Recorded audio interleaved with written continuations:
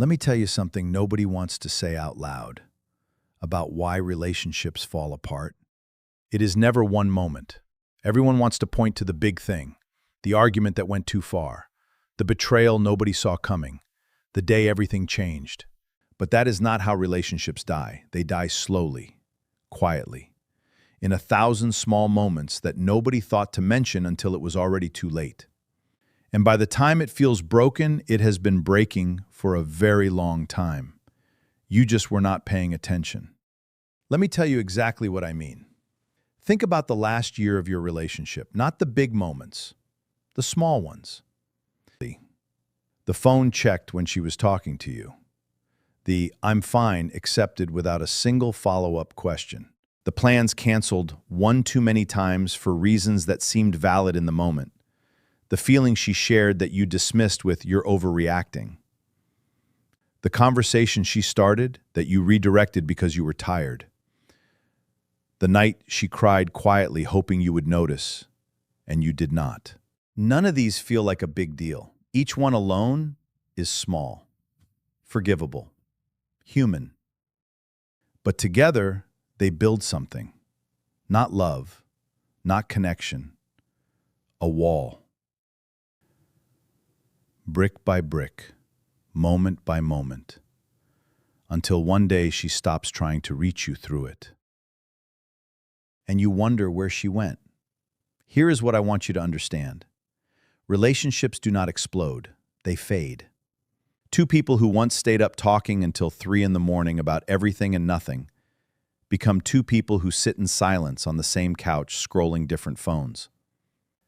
Two people who once could not imagine a day without each other become two people who feel lonelier together than they would feel apart. That transition does not happen overnight. It happens in the space between all the small moments you stop showing up for. Now, here is the part most people get completely wrong. When they finally realize something is broken, they immediately start looking for who to blame. She did this, he did that, this is your fault. No, this is your fault. And they spend months, sometimes years, fighting about the symptoms while the actual disease continues to destroy everything. The disease is not the argument you keep having. The disease is not the resentment that built up. The disease is not even the thing that finally broke you.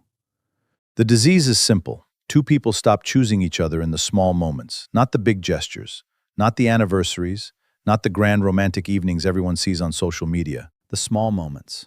The Tuesday afternoon text that says, "I was just thinking about you." The question asked and actually listened to. Not just heard, but genuinely listened to. The hand held when nothing is wrong and nothing is expected in return. The "how are you really doing" asked with enough presence that the other person actually believes you want to know. The effort made when no one is watching. When there is nothing to gain. When it would be easier not to bother. That, right there, is what keeps a relationship alive. And when those moments disappear, which they always disappear, gradually, not suddenly, the relationship starts dying. Slowly, quietly, until two people are sharing a space but living completely separate lives. So before you can rebuild, and I want to talk about rebuilding because that is what this channel is going to be about, you need to answer one honest question. Not what did they do wrong, not why did they hurt me, but simply, what small moments did I stop showing up for? That question is uncomfortable. I know. Because the answer is never zero. Nobody in a broken relationship is 100% blameless, not even the person who was treated badly. Because at some point, somewhere along the way, both people made choices that built that wall. Maybe one person built more of it than the other. Maybe the bricks were very unequal. But the only path to rebuilding starts with looking at your own bricks honestly, without using them as a bargaining chip in the next argument. That honest answer, that uncomfortable reckoning, is where rebuilding actually starts. Not in a grand gesture, not in a dramatic apology, not even in a long conversation. In the next small moment you choose to show up for differently than you did before. That is one brick coming down, and then the next, and the next, until slowly the wall starts to look less like something that's separated and more like the raw material for something new. Next week, I'm going to talk about the hardest step in rebuilding, admitting your part.